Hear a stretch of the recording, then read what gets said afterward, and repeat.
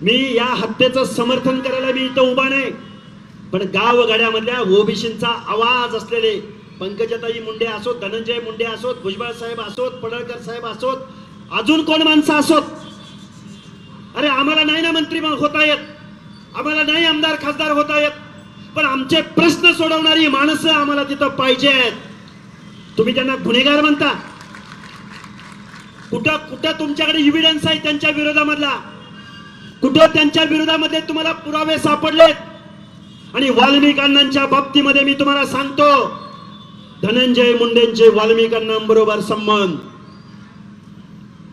त्याच वाल्मिक अण्णांचे फोटो शरदचंद्रजी पवारांबरोबर आहेत, त्याच वाल्मिक अण्णांचे फोटो जयंत पाटील, सुप्रिया सुळे, त्याच वाल्मिक अण्णांचे फोटो सुरेश धसांबरोबर आहेत.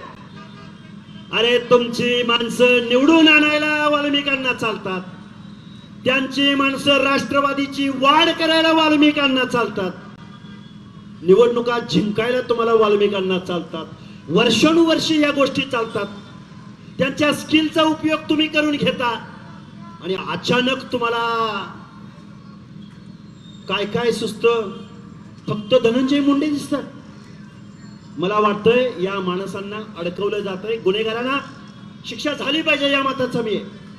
पण हे जे काही राजकारण होतंय, या ज्या काही गोष्टी घडतायत, या महाराष्ट्रामधल्या ओबीसींच्या मनामध्ये दहशत निर्माण करणाऱ्या या गोष्टी आहेत.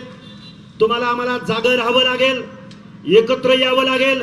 न्याय व्यवस्थेवरती प्रभाव टाकणाऱ्या, पोलीस प्रशासनावरती प्रभाव टाकणाऱ्या, अरे ती सीआयडीची टीम आली, सीआयडी मध्ये कोण माणूस आहे त्याची जात शोधा, सीआयडी मध्ये कोण माणूस आहे त्याची जात शोधा, ह्या जातीचा बाजूला काढा.